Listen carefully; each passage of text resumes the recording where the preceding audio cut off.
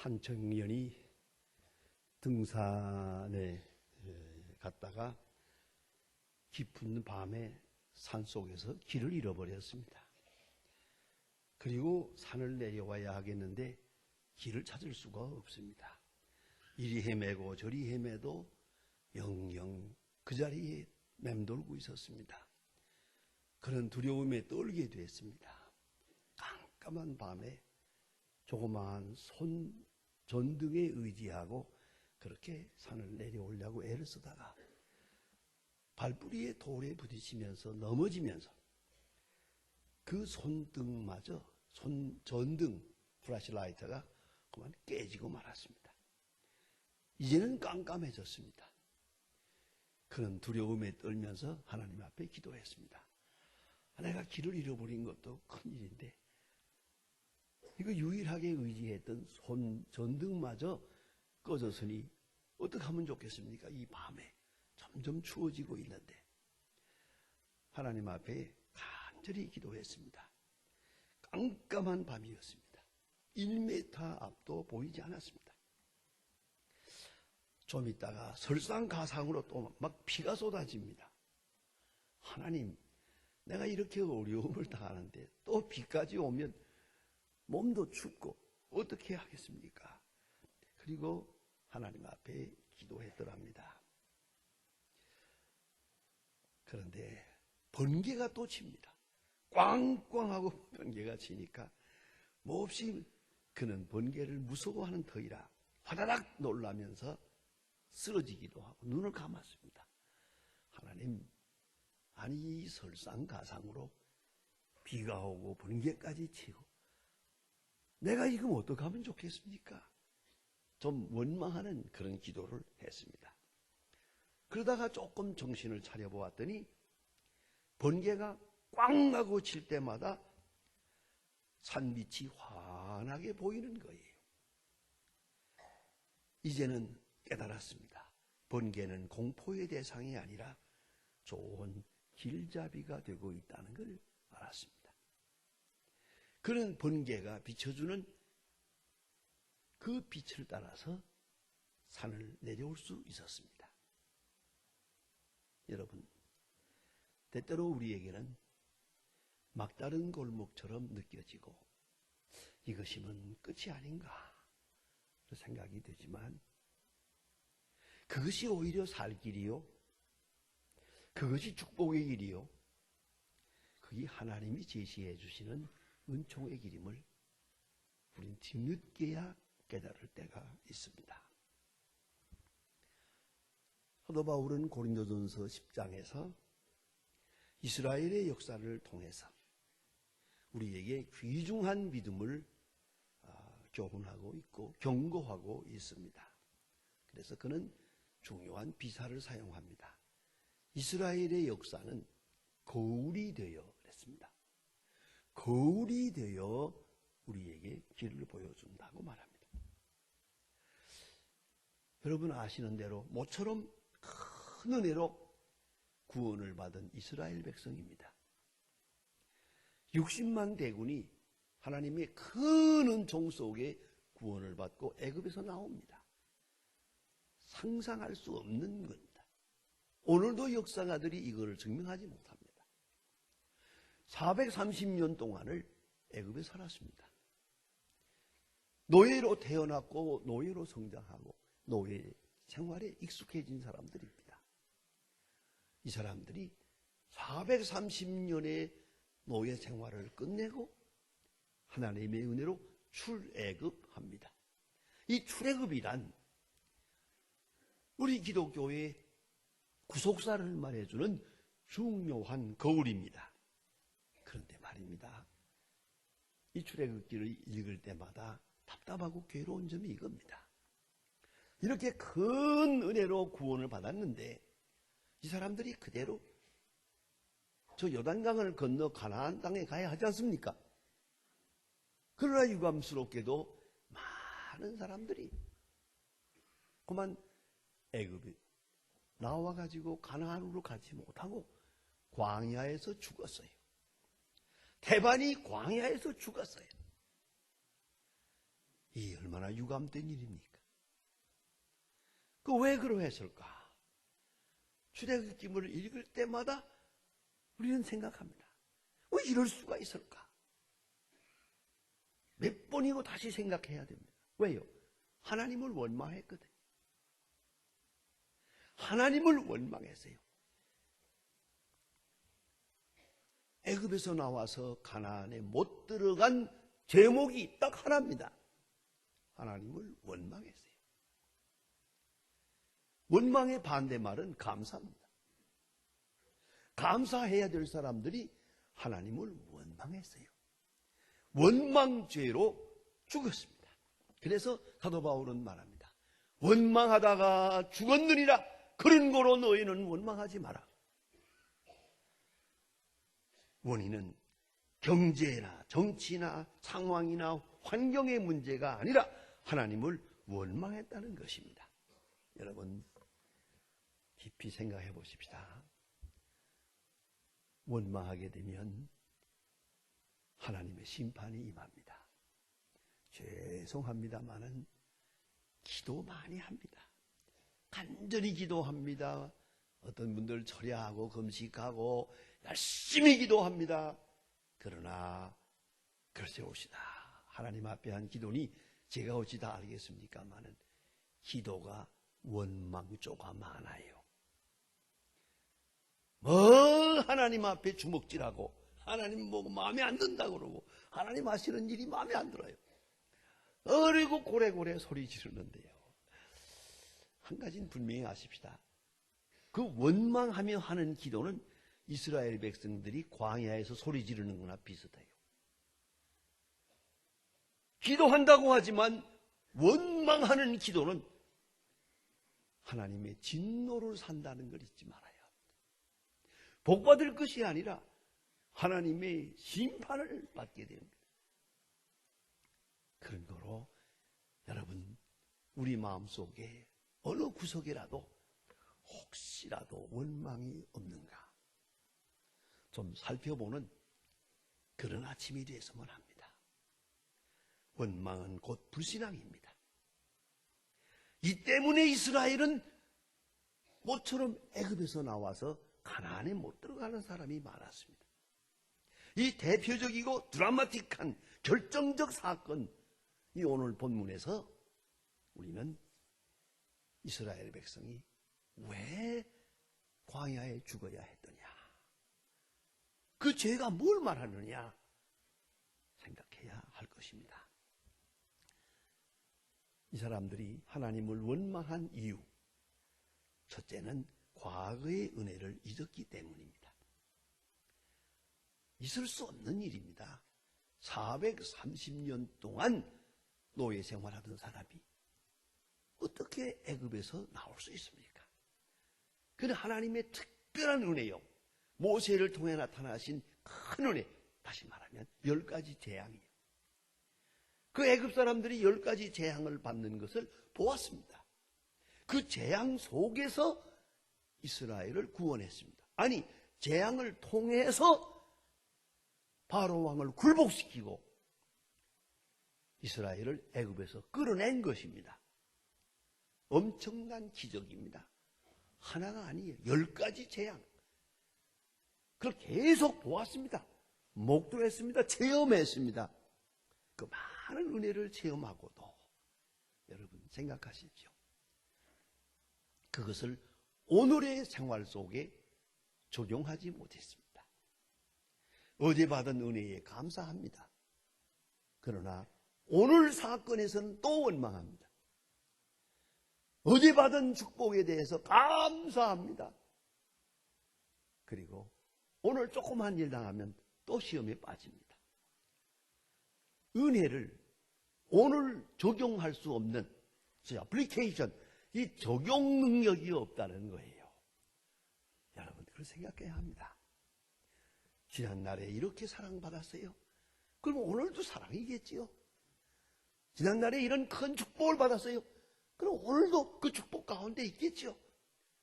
이걸 연결하지 못하는 거예요. 은혜의 적용 능력이 없어요. 그걸 잊지 말아야 합니다. 제가 아는 장로님은 그 안방에다가 탁 빠진 그런 배낭을 하나 이렇게 한 구석에 걸어놨어요. 그 방하고 어울리지 않아요. 방이 아주 화려할 정도로 좋게 잘 꾸며놓은 방인데 아주 먼지 묻고 때 묻은 아주 고물 배낭을 저기다 떡 걸어놨어요. 저것이 뭐냐고 물었어요. 옛날에 6.25 때 피난을 나올 때 말입니다. 뒤에서 인민군이 쏘았는데 총을 3발이나 쏘았는데 이게 그 배낭에 꽂혔어요. 그 배낭에 구멍이 뚫렸어요. 그리고 엎드려서다가 자기는 살았어요. 그 소중한 배낭 걸어놓고 일이 어려울 때마다 쳐다보는 거예요. 전부 잘 안 될 때마다 쳐다보면 그러면 속이 시원해진대요. 여러분이 가지고 있는 배낭이 뭡니까? 무언가 과거에 받은 큰 은혜가 있을 텐데 941생으로 말이야. 그걸 잊어서는 안 되죠. 이스라엘 백성은 그 과거에 받은 큰 은혜를 너무 쉽게 며칠 안 돼서 그만 잊어버렸어요. 또한 하나님의 사랑과 능력에 대한 불신이었습니다. 보세요. 이제 조금 거슬려 올라가서 13장에서 읽으면 중요한 한 단어가 있습니다. 홍해의 광야 길이라는 말이 나옵니다. 하나님께서 이스라엘 백성을 인도할 때 그 지정학적으로 보면요, 북쪽으로 갔다가 동쪽으로 가야 됩니다. 그냥 동쪽으로 가면 홍해입니다. 바다를만 직면하게 됩니다. 그런데 하나님께서는 동쪽으로 인도하세요. 동쪽으로 인도해서 바닷가에 딱 서게 됩니다. 앞에는 홍해가 있고 뒤에는 애국 군대가 따라옵니다. 지금 그런 상황입니다. 근데 이에 대하여 성경은 이렇게 말하고 있습니다. 자세하게 말합니다. 퇴로를 차단한 것이라고. 하나님은 잘 알고 계십니다. 이 사람들이 오합지졸이요 노예 생활에 익숙했기 때문에 이제 앞으로 이 광야를 지나가면서 좀 어려운 일 당하면 애굽으로 돌아가자 그럴 거라는 거예요. 애굽으로 돌아가지 못하게 하기 위해서 홍해로 가로막아 놓는 거예요. 다시는 애굽을 생각하지 못하게 하기 위하여 퇴로를 차단하시는 하나님의 섭리가 거기 있었어요. 그래서 홍해의 광야길로 인도했다. 이렇게 말합니다. 하나님께서는 이들의 연약함을 아십니다. 이들의 오합지졸되는 것도 아십니다. 이들의 믿음이 흔들린다는 것도 아십니다. 그 약한 점을 다 알고 계시기에 홍해의 광야길로 인도했다고 성경은 증거하고 있습니다. 이 같은 하나님의 사랑과 그 배려와 그 큰 능력, 그 귀한 섭리를 저들은 모르고 있었어요. 그래서 원망합니다. 그런가 하면 약속의 땅에 대한 믿음이 흔들렸기 때문입니다. 요단강을 건너 저 가나안 땅, 아브라함과 이삭과 야곱이 주신 약속의 땅을 하나님이 주셨어요. 준다면 준 줄 알고 인도한다면 인도한 줄 알았으면 되는데 저 사람들은 그에 대한 믿음이 없었어요. 약속의 땅을 바라고 가면서도 그 약속에 대한 확실한 믿음이 없었어요. 또한 오늘의 자유인의 정체의식이 부족했어요. 오늘 본문에 보면 참 섭섭한 얘기가 나와요. 앞에 홍해가 있고 애국 군대가 따라오고 좀 어렵긴 했어요. 하지만은 이 사람들이 하는 말이 죽어가면서도 농담을 하도 말이요. 애굽에 매장지가 없어서 우리를 이쪽으로 데려왔느냐? 공동묘지가 모자라더냐? 어째서 우리를 데려다가 여기서 죽이느냐? 이렇게 원망합니다. 이거 보세요. 그리고 또 하는 말이 우리가 애굽에 있을 때 뭐라고 하더냐? 가만 내버려 두라. 우리는 애굽 사람을 주인으로 섬기면서 노예로 사는 일에 만족하고 있노라. 제발 건드리지 마라. 우리가 원망하지 않았느냐? 충고하지 않았느냐? 근데 왜 우리를 여기까지 데리고 와서 여기서 죽이느냐? 그 다음 말 들어보세요. 차라리 애굽에서 노예로 살며 애굽 사람을 섬기는 것이 오늘 여기서 죽는 것보다 낫겠다. 여러분 어찌 생각하십니까? 자유가 아니면 죽음을 달라고 하는 그 정체의식이 없어요. 노예로 살기보다는 광야에서 죽으리라, 이 마음이 있어야죠. 비겁하게 살고 노예로 살고 한평생 아니 후손까지 노예로 살기보다는 자유인으로 광야에서 여호와를 섬기다가 죽을 것이다. 이런 믿음이 없어서요. 여러분, 현재 조금 어렵다고 해서 하나님의 사람 된 정체의식까지 잊어버리면 안 돼요. 하나님의 큰 은혜를 입은 나 자신이라고 하는 그 소중한 그 신념을 잊어버리면 안 돼요. 참 이런 일도 있고 저런 일도 있겠지요. 그러나 받은 은혜도 소중하고 앞으로 받을 은혜도 소중하고 지금 내가 처한 처지 좀 어렵지만 이것이 축복이요. 하나님의 큰 은총 속에 있음을 확실하게 믿어야 한다는 말입니다. 그 다음에 오늘 성경을 자세히 보면 이 사람들이 좀 소란을 떨었어요. 시끄러웠어요. 이 군중 심리가 작용을 해요. 한쪽에서 원망하고 원망하니까 나도 하고 소리 질렀어요. 이게 문제라고요. 좀 조용해야 돼요. 제가 이 부흥회를 이 교회 저 교회 많이 다닙니다만은 지난 주간에도 포항에 갔다 왔는데 가끔 어떤 교회 가면 다 그런 건 아닙니다만 가끔 설교 끝난 다음에 통성 기도를 주도해요. 그때 보면은 주여 삼창을 해요. 보신 분들 계신지 모르지만 주여 삼창, 우리 교회는 없으니까 우리 교회만 다니시는 분은 모를 거예요. 좀 과외 수업을 하는 사람들만 알지. 근데 사업은 쫙 세 번 하는 거예요. 그게 주여 삼창이에요. 주여 삼창을 하고 나서 통성 기도를 하는데 아이고 정신이 하나도 없어요.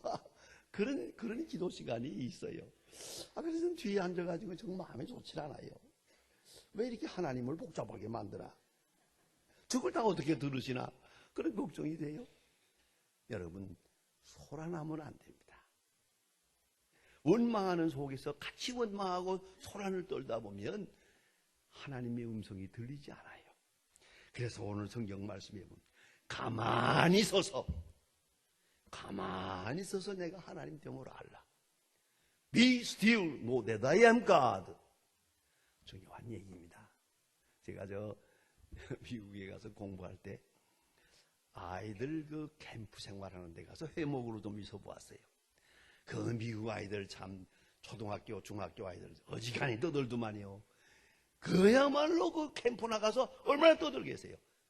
그러나 거기 파인차플이라고 소나무 숲 속에 이렇게 예배당, 노천 예배당이 있어요.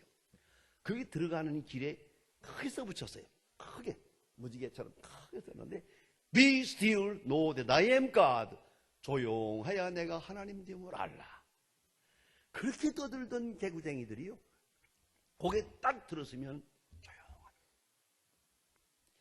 거기 들어가서 예배드리고 나올 때까지는 절대로 조용합니다. 참 그 점이 예쁘게 보이더라고요.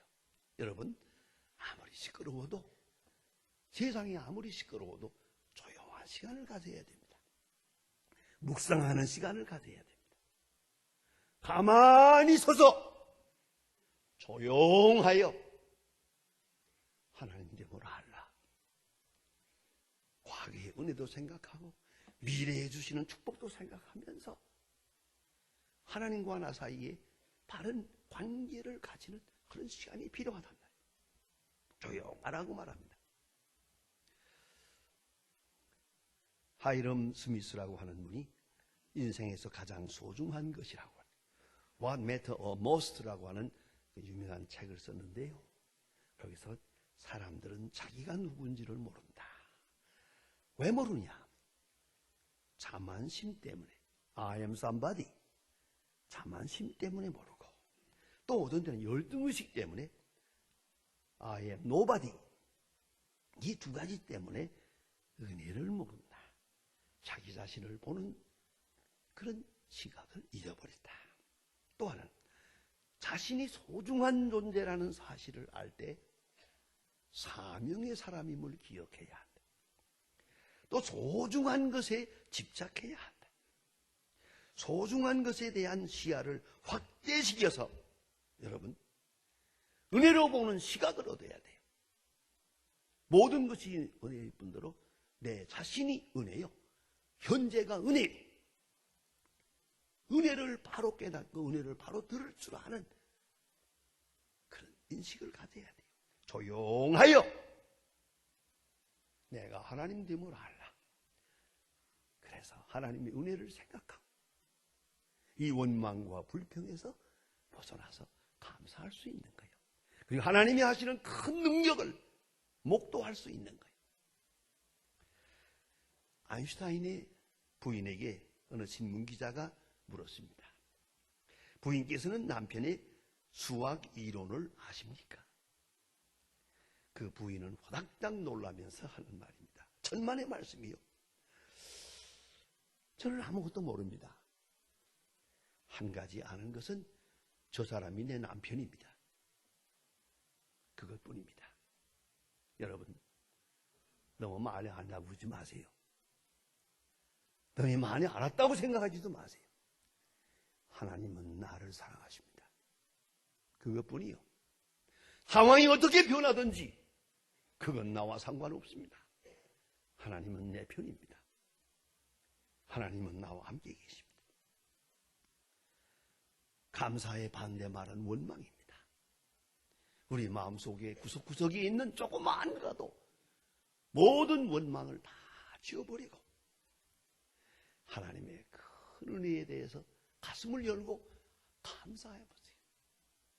과거의 은혜, 앞으로 받을 축복, 또 현재 우리의 사는 속에 있는 모든 축복, 감사할 때 홍해가 열리는 기적을 보게 될 것입니다. 기도하십시다. 하나님 아버지, 1년 동안 지한 은혜를 생각합니다. 그간에도 우리는 종종 은혜를 잊어버리고 하나님을 원망한 때가 많았고 원망하며 눈물의 기도로 하나님 앞에 호소한 때도 있었음을 용서하여 주시옵소서. 새 마음을 가지고 홍해 앞에 섰는 이스라엘에게 주신 말씀대로 가만히 서서 조용한 가운데에 주의 주신 은혜에 깊이 감사하면서 또 앞으로 주실 은혜를 믿고 감사하면서 홍해가 열리는 것 같은 그런 기적을 볼 수 있는 오늘이 되게 하여 주시옵소서. 예수님의 이름으로 기도합니다.